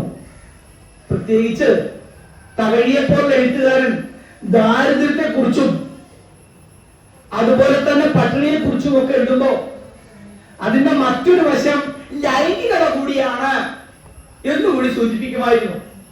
ലൈംഗികതയെ വളരെ മനോഹരമായി കൈകാര്യം ചെയ്ത ഒരു എഴുത്തുകാരനുമായിരുന്നു തകഴി ശിവശങ്കരപിള്ള. അത് തിരിച്ചറിയണമെങ്കിൽ പതിനപങ്കജം പോലുള്ള നോവലുകൾ വായിച്ചു പോകണം. അതിനൊപ്പം അദ്ദേഹത്തിന്റെ ചെറുകഥകളും വായിക്കണം. തിരുവിതാംകൂറിൽ നിലനിന്നിരുന്ന നമ്മുടെ ലൈംഗിക സദാചാരം വളരെ വ്യക്തമായി പറഞ്ഞു വെച്ചു പോകാൻ തകഴിയുടെ എഴുത്തുകൾക്ക് കഴിഞ്ഞിട്ടുണ്ട്. അതിൽ കൃതഹസ്തനായിരുന്നു തകഴി. തന്റെ ഭാഗ്യങ്ങളൊക്കെ കാർത്തികേയനിയമ്മയുടെ ഭാഗ്യം തന്നെയാണ് എന്ന് തന്റെ ചവിട്ടുപടികൾക്ക് പറയുകയും തന്റെ ചവിട്ടുപടികൾക്ക് ഭാര്യയെയും കാമുകിയെയും ഒരുപോലെ ഉപയോഗിക്കുകയും ചെയ്തു. അങ്ങനെ കാലം മുന്നോട്ട് പോയി. സിപിയുടെ കയ്യിൽ നിന്ന് പിന്നെ പല വിധത്തിലുള്ള പ്രക്ഷോഭങ്ങൾ കേരളത്തിൽ വന്നു. നിവർത്തന പ്രക്ഷോഭം, പുന്നപ്രവാഹ സമരം, അതുപോലെ തന്നെ സ്റ്റേറ്റ് കോൺഗ്രസിന്റെ പ്രക്ഷോഭം, സ്വതന്ത്ര തിരുവിതാംകൂർ പ്രസ്ഥാനം, ഇങ്ങനെയുള്ള പല വിധത്തിലുള്ള പ്രക്ഷോഭങ്ങൾ കേരളത്തിൽ കൊടുത്തിരി കൊണ്ടു. പ്രക്ഷോഭങ്ങളുടെ ഫലമായി കേരളത്തിൽ സാമൂഹ്യ മാറ്റം ഉണ്ടായി, രാഷ്ട്രീയ മാറ്റം ഉണ്ടായി. രാഷ്ട്രീയ മാറ്റം ഉണ്ടായതിന്റെ ഫലമായിട്ട് 1957 കമ്മ്യൂണിസ്റ്റ് സർക്കാർ അധികാരത്തിൽ വന്നു. അധികാരത്തിൽ വന്നപ്പോ വലിയ മാറ്റങ്ങൾ ഉണ്ടായി. കേശവപിള്ളയെ പോലെയില്ല മനുഷ്യർക്ക് 7 പടികൾ ചവിട്ടിക്കയറാൻ ഏത് മാർഗവും സ്വീകരിക്കുന്നവർക്ക് പ്രയാസങ്ങളുണ്ടായി. കേശവപിള്ളയോട് പറഞ്ഞു കമ്മ്യൂണിസ്റ്റ് ഗവൺമെന്റ്, താങ്കൾ നിർബന്ധിത പെൻഷൻ പറ്റി ജോലി രാജിവെച്ച് പോകണം. അങ്ങനെ നിരാശനായി കേശവപിള്ള നിർബന്ധിത പെൻഷൻ വാങ്ങി തിരിച്ചു പോരുമ്പോൾ സന്യാസിയായ തങ്കമ്മ ഒരാളെ മറ്റൊരു സ്ത്രീയുടെ കയ്യിൽ കൊടുത്തിച്ചു, ഒരു കുട്ടീനെ. ഈ കുട്ടിക്ക് തങ്കമ്മയിൽ കേശവപിള്ളയ്ക്കുള്ളതായിരുന്നു. മനസ്സിലായോ? അങ്ങനെ 1957 കമ്മ്യൂണിസ്റ്റ് പ്രസ്ഥാനത്തിന്റെ, കമ്മ്യൂണിസ്റ്റ് ഗവൺമെന്റിന്റെ അധികാരത്തിൽ വരുന്നവരെയുള്ള കഥ പറയുന്ന നോവലാണ് എന്ത് ഈ പിന്നെ എഴുതിപ്പടി. ഇതില് എന്താ പ്രധാന വിഷയം എന്ന് വെച്ചാൽ സമ്പത്തും അധികാരവും എങ്ങനെ മനുഷ്യനെ ക്രൂരനാക്കാം, സമ്പത്തും അധികാരവും മനുഷ്യനെ ക്രൂരനാക്കും എന്നുള്ളത് കൊണ്ടാണ് ഇടശ്ശേരിയെ പോലുള്ള ആൾക്കാർ പറഞ്ഞത്. എന്ത് ഇടശ്ശേരി ഗവർണർ പറഞ്ഞ എന്താണ്? അധികാരം കൊയ്യണം ആദ്യം നാം, അതിന്മേലാവട്ടെ പൊന്നാര്യൻ. അധികാരം കൊയ്യണം ആദ്യം നാം, അതിന്മേലാകട്ടെ പൊന്നാര്യൻ. ആദ്യം നമ്മള് അധികാരം കൊയ്യണം. ഈ പട്ടിണിയും ദാരിദ്ര്യവും ഒക്കെ ഉണ്ടാകുന്നത്, പല വിധത്തിലുള്ള കാരണങ്ങളാണെങ്കിൽ ചങ്ങുമ്പള പറഞ്ഞ മറ്റൊരു വാക്കാണ് നിർധനച്ചക്കറുമിനീരും അല്ല വിത്തനാഥന്റെ കുഞ്ഞിന്റെ പാലും നിർധനച്ചക്കറുമിനീരും കൽപ്പിച്ചത് ഈശ്വരേച്ഛയാണെങ്കിൽ, വിത്തനാഥന്റെ സമ്പന്നന്റെ കുഞ്ഞിന് പാലും നിർധനച്ചക്കറുമിനീരും കൽപ്പിച്ചത് ഈശ്വരേച്ഛയാണെങ്കിൽ അത്തരം ഈശ്വരനെ ചവിട്ടണം എന്നാണ് ചങ്ങമ്പുഴ കൃഷ്ണപിള്ള പറഞ്ഞത്. കാരണം ഈ ദാരിദ്ര്യവും കഷ്ടപ്പാടുമൊന്നും ഈശ്വരന്റെ ഇഷ്ടമല്ല. ഈ ലോകത്ത് എത്രയോ വട്ടം തിന്നു തീർക്കാനുള്ള ധാന്യങ്ങൾ ഉണ്ടാകുന്നുണ്ട്, എത്രയോ വട്ടം തിന്നു തീർക്കാനുള്ള ധാന്യ സമ്പന്ന ഭക്ഷ്യധാന്യങ്ങൾ ലോകത്തുണ്ടാകുന്നുണ്ട്. കൃത്യമായി വിതരണം ചെയ്യാത്തത് കൊണ്ട് മാത്രമാണ് ഇവിടെ ഈ ദാരിദ്ര്യവും കഷ്ടപ്പാടും ലോകത്തുണ്ടാകുന്നത്. ഞാൻ ഈയിടെ വായിച്ചു പറഞ്ഞതാണ്, നമ്മുടെ ഈ ഭാരതത്തിന്റെ 5 സംവത്സര പദ്ധതിക്കുള്ള തുകയാണ് അത്ര ഒരു കൊല്ലം. യൂട്യൂബ് എന്ന് പറയുന്ന ഈ യന്ത്രം നമ്മുടെ ഇന്ത്യയിൽ നിന്ന് കോരിക്കൊണ്ടുപോകും. നമ്മളെല്ലാരും യൂട്യൂബ് നോക്കണറിയില്ല. യൂട്യൂബ് എന്ന് പറയുന്ന ഈ സോഫ്റ്റ്വെയർ ഇന്ത്യയിലെ 5 പഞ്ചവത്സര പദ്ധതികളെങ്കിലും നടപ്പിലാക്കാനുള്ള കാശ് ഒരു വർഷം കൊണ്ടുപോകുന്നതാണ് ഞാൻ വായിച്ചത്. എത്രത്തോളം അതിശക്തിയിലാണ്, പക്ഷേ എങ്കിലും യാതൊരു സംശയം വേണം, മൈക്രോസോഫ്റ്റ് കോരിക്കൊണ്ടുപോകുന്ന സമ്പത്ത് ഒട്ടും മോശമല്ല. നമ്മൾ ജിപേ വഴി നമ്മൾ പണം ട്രാൻസ്ഫർ ചെയ്യുമ്പോൾ നമ്മൾ അറിയാം നമ്മുടെ കാശ് മൈക്രോസോഫ്റ്റുകാർ സുഖമായി കൊണ്ടുപോകുന്നു. ജിപേ ഉപയോഗിക്കാത്തവർ എത്ര പേര് ഉപയോഗിക്കുന്നവരിവിടെ നമ്മുടെ ഈ രാജ്യത്ത് വൻതോതിലാണ്. ഞാൻ അവിടേക്കെങ്കിലും പറഞ്ഞു പോകുന്നത് വിത്തുനാഥന്റെ കുഞ്ഞിന്റെ പാലും നിർധനച്ചക്കറുമിനീരും നൽകാതെ ഈശ്വരേച്ഛയാണെങ്കിൽ ഐശ്വര്യ ചവിട്ടണം എന്ന് പറഞ്ഞ ചങ്ങമ്പുഴയുടെ നാടാണ്. അപ്പോ ഏഴിപ്പടികൾ എന്നുള്ള നോവലിലൂടെ സമ്പത്തും അധികാരവും സാധാരണ മനുഷ്യനെ എങ്ങനെ ചവിട്ടിയരയ്ക്കും, എങ്ങനെയെല്ലാം ചവിട്ടിയരയ്ക്കാൻ ഇടയാവും എന്ന് അധികാരമോഹികൾ സാധാരണ മനുഷ്യനെ നോക്കി എങ്ങനെ കൊഞ്ഞനം കുത്തുമെന്ന് വ്യക്തമാക്കുന്ന നോവലാണ് ഏണിപ്പടികൾ. മറ്റൊരു കൃതി കൂടി ഓടിച്ചു പറഞ്ഞ് ഞാൻ അടുത്ത ഏറ്റവും വലിയ നോവൽ കൂടി സൂചിപ്പിച്ച, ഏറ്റവും വലിയ കഥയും സൂചിപ്പിച്ച ഞാൻ എന്റെ വിഷയം അവസാനിപ്പിക്കും. അതിനു വേണമെങ്കിൽ അടുത്ത നോവൽ ഏറ്റവും വലിയ നോവലായിട്ട് തകഴി എഴുതിയിട്ടുള്ളത് ടീച്ചർ പറയുണ്ടായി. ഏറ്റവും വലിയ നോവൽ അതൊന്നും കേട്ടോ, വിലാസിനിയിലെ കാലാണ്. അപ്പൊ ഏറ്റവും വലിയ നോവൽ എന്ന് തന്നെ പറയാം, കയർ എന്നുള്ള നോവലാണ്. ഈ കയർ എന്നുള്ള നോവൽ 1984 ജ്ഞാനപീഠം കിട്ടുകയുണ്ടായി. 1952 ആണ് എന്റെ ഓർമ്മ. 1902 ഈ അമ്പലപ്പുഴ താലൂക്ക് കച്ചേരിയിലെ 1952 നമ്മുടെ തകഴി ശിവശങ്കരപിള്ള ആലപ്പുഴയിലെ തഹസിൽദാർ ഓഫീസിൽ ചെന്നിട്ട് അവിടുത്തെ കണ്ടെഴുത്ത് രേഖകൾ പരിശോധിക്കണം. അദ്ദേഹം തന്നെ പറയുന്നത് കേട്ടോ, അവിടുത്തെ കണ്ടെഴുത്ത് രേഖകൾ പരിശോധിക്കണം. ഈ കണ്ടെടുത്ത രേഖകൾ പരിശോധിച്ചപ്പോഴാണ് ഈ കേരളത്തിലെ കാർഷിക വ്യവസ്ഥയുടെ കിടപ്പുവശവും അതിന്റെ ജന്യകുടിയാൻ ബന്ധങ്ങളും മനസ്സിലായത് അദ്ദേഹത്തിന് മനസ്സിലാക്കാൻ കഴിഞ്ഞത്. പ്രത്യേകിച്ച് കുട്ടനാട്ടിലെ നായർ തറവാടുകളുടെ കഥ, കേരളത്തിലെ നായർ തറവാടുകളുടെ കഥ, ഇതൊക്കെ കൃത്യമായിട്ട് അവരുടെ കയ്യിലുണ്ടായ ഭൂമിയുടെ പോക്കുവരവുകളെ കുറിച്ചുള്ള കഥകളൊക്കെ മനസ്സിലാക്കാൻ അദ്ദേഹത്തിന് കഴിഞ്ഞു.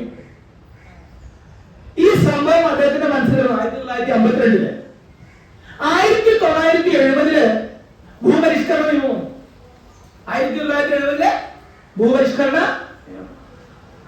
ഭൂപരിഷ്കരണ നിയമം വന്നപ്പോ അദ്ദേഹത്തിന്റെ മനസ്സില് ഈ ചിന്ത വന്നു, ഭൂമിയുടെ നീക്കുപോക്കുകളെ കുറിച്ച്. അന്ന് കണ്ടെഴുത്ത് നടത്താനും അതുപോലെ ഭൂമി നല്ല ഭൂമിയും ചീത്ത ഭൂമിയും തരംതിരിക്കാൻ, എന്ന് വെച്ചാൽ കരഭൂമിയും കൃഷിഭൂമിയും തരംതിരിക്കാനും കരഭൂമിയുടെയും കൃഷിഭൂമിയുടെയും ഉടമസ്ഥാവകാശം ഏൽപ്പിച്ചു കൊടുക്കാനും ക്ലാസിഫയർ കൊച്ചുപിള്ള സാറ് വന്നതും അദ്ദേഹത്തിന് അന്ന് കിട്ടിയ സ്വീകരണവും അദ്ദേഹം ആ സ്ഥാനം ഉപയോഗിച്ചുകൊണ്ട് ചെയ്തിട്ടുള്ള പ്രവർത്തനങ്ങളും 70 തഹസിൽദാര് ഭൂണമാ സമ്പ്രദായത്തിൽ ഇടപെട്ടപ്പോ, തഹസിൽദാർ വന്നപ്പോ, അതായത് റവന്യൂ ഉദ്യോഗസ്ഥന്മാർ വന്നപ്പോ ആ റവന്യൂ ഉദ്യോഗസ്ഥന്മാരെ സംരക്ഷിക്കാനും അവർക്ക് ആവശ്യമായ സ്വീകരണങ്ങൾ കൊടുക്കാനും പഞ്ചായത്ത് പ്രസിഡന്റ് എങ്ങനെ നെട്ടോട്ടം ഓടി എന്നുള്ള ചിന്തയിൽ നിന്നാണ് കയർ എന്ന് പറയുന്ന ദീർഘമായ 6 തലമുറകളുടെ ജീവിത കഥ, 250 വർഷത്തെ കേരളത്തിന്റെ ചരിത്രം, സാമൂഹിക വികാസ പരിണാമം അദ്ദേഹത്തിന്റെ കൃതിയിലുണ്ടായത്. 1970 ആരംഭിക്കുകയും 1978 8 വർഷം കൊണ്ട് പൂർത്തിയാക്കുകയും ചെയ്ത 1000ഓളം കഥാപാത്രങ്ങളുള്ള, നിരന്തര സംഭവങ്ങളുള്ള, പരസ്പര ബന്ധിതമല്ലാത്ത സംഭവങ്ങളാൽ നിബിഡമായ ഈ നോവൽ തകഴി രചിക്കുന്നത് 8 വർഷം കൊണ്ടാണ്. എന്നാൽ അദ്ദേഹത്തിന്റെ ഏറ്റവും വിശിഷ്ടമായുള്ള കഥ വെള്ളപ്പൊക്കത്തിൽ അദ്ദേഹം എഴുതുന്നത് വെറും 2 മണിക്കൂർ കൊണ്ടാണ് തിരുവനന്തപുരത്ത് ഇരുന്നത്. വെറും 2 മണിക്കൂർ. തകഴി ഏതാണ്ട് 10-25ഓളം കഥാസമാരങ്ങൾ കൊണ്ട് എഴുതിയിട്ടുണ്ട്. അതിൽ ഏറ്റവും ശ്രേഷ്ഠമായ, പ്രസക്തമായ, മനോഹരമായ കഥയാണ് വെള്ളപ്പൊക്കത്തിൽ. വെള്ളപ്പൊക്കത്തിൽ ഒറ്റപ്പെട്ടുപോയി ജീവൻ രക്തസാക്ഷിയാവേണ്ടി വന്ന ഒരു നായയുടെ കഥ പറയുന്ന കൊച്ചു കഥയാണ് വെള്ളപ്പൊക്കത്തിൽ.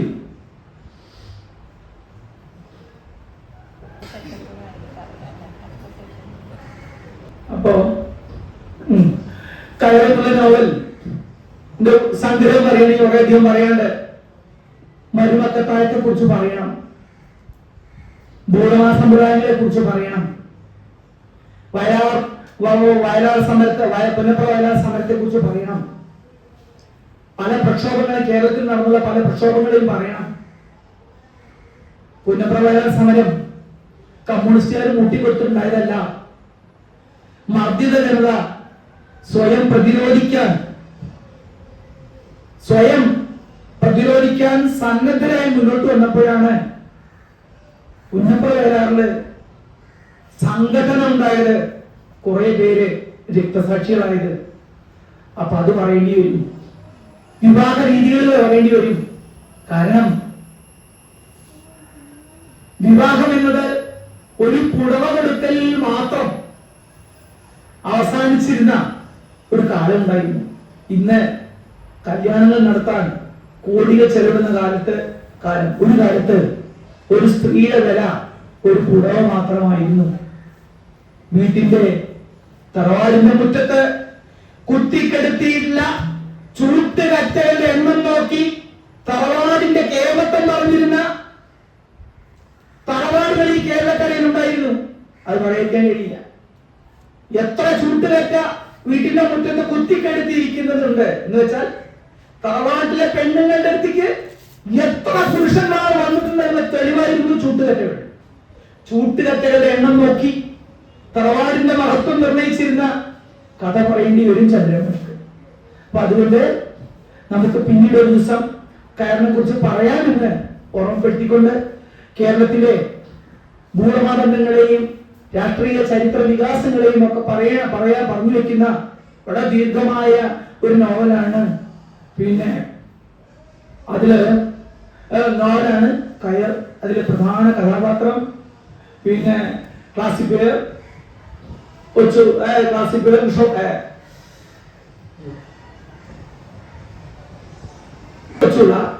അദ്ദേഹം പ്രധാന കഥാപാത്രമാണ്. അദ്ദേഹം എരുമത്ര മഠത്തില് താമസമാക്കുകയാണ്. അവിടെ നിന്നായ സംഭവവികാസങ്ങൾ പറയേണ്ടത്. മാഷിനി ഒരു വെള്ളപ്പൊക്കത്തിൽ നിന്നുള്ള കഥ കൂടി നിങ്ങളെ കുറച്ച് വായിച്ചു കേൾപ്പിച്ച് ഞാൻ എൻ്റെ സംസാരം അവസാനിപ്പിക്കും. നിങ്ങൾക്ക് മടുത്തിട്ടില്ല എന്ന് തോന്നുന്നു. കുട്ടനാടിന്റെ കഥാകാരനായ തകഴി ശിവശങ്കരപിള്ളയുടെ ഏറ്റവും പ്രധാന കഥയായ വെള്ളപ്പൊക്കത്തിൽ എന്നതിന്റെ കുറച്ചു ഭാഗങ്ങൾ കൂടി നിങ്ങളെ കേൾപ്പിക്കുന്നു. നാട്ടിലെ പൊക്കം കൂടിയ സ്ഥലം ക്ഷേത്രമാണ്. അവിടെ ദേവൻ കഴുത്തറ്റം വെള്ളത്തിൽ നിൽക്കുന്നു. വെള്ളം, സർവത്ര ജലം. നാട്ടുകാരെല്ലാം കര തേടിപ്പോയി. വീട്ടുകാവലിന് ഒരാൾ. വീട്ടിൽ വെള്ളമെങ്കിലും ഉണ്ട്. ക്ഷേത്രത്തിലെ 3 മുറിയുള്ള മാളികപ്പുറത്ത് 67 കുട്ടികളുണ്ട്. 356 ആളുകൾ. പട്ടി, പൂച്ച, ആട്, കോഴി മുതലായ വളർത്തുമൃഗങ്ങളും എല്ലാം ഐക്യമത്യമായി കഴിയുന്നു. ഒരു ശണ്ടയുമില്ല. എപ്പോഴാണ് ഈ ശണ്ട ഉണ്ടാവുക? സ്വന്തമായിട്ട് പലതും ഉണ്ടാവുമ്പോഴാണ് ശണ്ട ഉണ്ടാവുക. സ്വന്തമായിട്ടൊന്നും ഇല്ലാതെ വരുമ്പോൾ ശണ്ടയും മനുഷ്യനുണ്ടാവില്ല. വള്ളമില്ലാത്ത ചേനം പറയുന്ന ഒരു രാത്രിയും പകലുമായി വെള്ളത്തിൽ തന്നെ നിൽക്കുകയാണ്. അവന്റെ തമ്പുരാൻ പ്രാണൻ കൊണ്ട് കരപറ്റിയിട്ട് 3 ദിവസമായി. വെള്ളം പെട്ടെന്ന് ഇറങ്ങുമെന്ന് കരുതിയും താൻ സ്ഥലം വിട്ടാൽ തന്റെ 4-5 വാഴക്കുലകളും വൈക്കോൽ തുറവും ആണുങ്ങൾ കൊണ്ടുപോകുമെന്ന്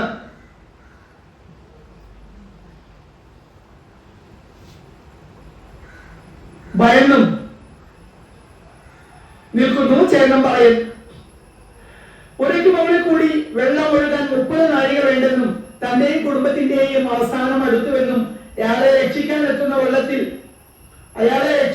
വെള്ളത്തിൽ ചേന്നൻ പറയൻ തന്റെയും കുടുംബത്തിന്റെയും അവസാനം അടുത്തുവെന്നും അയാളെ രക്ഷിക്കാൻ എത്തുന്ന വെള്ളത്തിൽ ചേന്നൻ പറയൻ പെണ്ണാളെയും കുട്ടിയെയും കയറ്റുമ്പോൾ അയാളുടെ പൂച്ചയും വെള്ളത്തിൽ ചാടിക്കയറുന്നു. പക്ഷെ പട്ടിയുടെ കാര്യം ആരും ഓർത്തില്ല. ഏത് നിമിഷവും വെള്ളത്തിൽ മുങ്ങി ഒഴുകി പോകാവുന്ന ആ കൂരയിൽ ഒറ്റയ്ക്കായ പട്ടി അവിടെയും ഇവിടെയും ഒക്കെ നടന്നു പലതും മണത്തു നോക്കുകയാണ്. ഭയങ്കരമായ പേമാരി വീണ്ടും ആരംഭിച്ചു. കൂലി കൂടി കുത്തിയിരുന്ന് ആ പട്ടി അത് സഹിച്ചു. അതിന്റെ യജമാനൻ അമ്പലപ്പുഴ പറ്റിക്കഴിഞ്ഞു. ചുറ്റും 5 നിമിഷം ഉയർന്നു പോകുന്ന വെള്ളം. താമസക്കാർ ഒഴിഞ്ഞുപോയ കുടിലുകൾ പലതും വെള്ളത്തിൽ മുങ്ങിക്കഴിഞ്ഞു. ആ പട്ടി പ്രാണവെപ്രാളത്തോടെ നിരന്തരം മൂങ്ങി. ആരെങ്കിലും തന്നെ രക്ഷക്കെട്ടുമെന്ന് പ്രതീക്ഷിച്ചിരിക്കും. വീട്ടിനകത്ത് മണപ്പിച്ച് നടന്ന പട്ടി വെള്ളത്തിലൂടെ ഒഴുകി വരുന്നതെല്ലാം ശ്രദ്ധിക്കുന്നു. അതുവഴി വള്ളവുമായി വന്നവരാരും അവനെ രക്ഷിക്കാൻ ഒരുമ്പെട്ടില്ല. തന്റെ വീട്ടുമുറ്റത്തെത്തി വാഴക്കുല മുറിക്കാനെത്തിയവരെ പട്ടി നേരിടുന്നു. യജമാനോടുള്ള കൂറോടെ തന്നെ. ഇടയ്ക്കിടെ അമ്പലപ്പുഴ സുരക്ഷിതമായി എത്തിയ യജമാനെ കുറിച്ച് കഥാകൃത്ത് പറയുന്നത് പട്ടിയുടെ ദൈന്യവും മനുഷ്യന്റെ നന്ദി കേട് സൂചിപ്പിക്കാൻ തന്നെയാണ്. കഥ തകഴി അവസാനിപ്പിക്കുന്നു. അല്പസമയം കഴിഞ്ഞപ്പോൾ ആ കുടിൽ നിലത്ത് വീണു. വെള്ളത്തിലാണ്ടു. അനന്തമായ ജലപ്പരപ്പിൽ ഒന്നും ഉഴന്നു കാണാനില്ല. യജമാനന്റെ ഗൃഹത്തെ മരണം വരെ ആ സ്വാമി ഭക്തിയുള്ള മൃഗം കാത്തു. അവന് വേണ്ടി എന്നോണം ആ കുടിലിൽ അവനെ മുതല പിടിക്കാൻ എത്തുന്നത് വരെ ജലത്തിന് മീതെ ഉയർന്നു. അത് താണു. പൂർണ്ണമായി ജലത്തിൽ താണു. കഥ അവസാനിപ്പിക്കുന്ന സമയത്ത് തകഴി ഒരു കണ്ടിയെ കൂടി സൂചിപ്പിക്കുന്നു. വെള്ളം ഇറങ്ങിയപ്പോൾ ചേന്നൻ നീതി തുടിച്ച് പട്ടിയെ തേടി വന്നു. പട്ടിയുടെ ശവശരീരം അയാൾ കാണുന്നു. അത് അവന്റെ പട്ടിയാണെന്ന് സംശയം തോന്നി. ഒരു ചെവി മുറിഞ്ഞിരിക്കുന്നു. തൊലി അഴുകിപ്പോയിരുന്നതിനാൽ നിറം ഏതാണെന്ന് എന്തെന്ന് അറിഞ്ഞുകൂടായിരുന്നു. തന്റെ ജീവിതാവസാനം വരെ തന്റെ യജമാനെ കാത്ത് അവസാനം ജീവൻ നഷ്ടപ്പെടുത്തിയ പട്ടിയുടെ കഥ പറയുന്ന വെള്ളപ്പൊക്കത്തിൽ നിന്നുള്ള കഥ, ആ തിരുവിതാംകൂറിലെ ഇടയ്ക്കിടെ വരുന്ന വെള്ളപ്പൊക്കത്തിന്റെ ദുരന്ത കഥ കൂടിയാണ്. അങ്ങനെ കുട്ടനാടും തിരുവനന്തപുരവും അമ്പലപ്പുഴയും ആലപ്പുഴയും അമ്പലപ്പുഴയും ഒക്കെ തന്റെ സാഹിത്യത്തിന് ഉപയോഗിക്കുകയും മർദ്ദിത മനുഷ്യന്റെ മോചനത്തിനുള്ള വിശാലമായ ലോകം കാണിച്ചു കൊടുക്കുകയും ഒക്കെ ചെയ്ത ഒരു വലിയ എഴുത്തുകാരനായിരുന്നു തകഴി ശിവശങ്കരപിള്ള. അദ്ദേഹം 1999 നമുക്ക് നഷ്ടപ്പെട്ടു. അദ്ദേഹത്തെ വളരെ വളരെ ആവേശപൂർവ്വം ഓർത്തുകൊണ്ട് എനിക്ക് അവസരം തന്ന അഭയത്തോടും അതിന്റെ എല്ലാമായ കൃഷ്ണനോടും ഇത് ശ്രമിച്ചിരുന്ന നിങ്ങളോടും നന്ദി പറഞ്ഞുകൊണ്ട് എന്റെ വാക്കുകൾക്ക് വിരാമിടുന്നു. നന്ദി, നമസ്കാരം.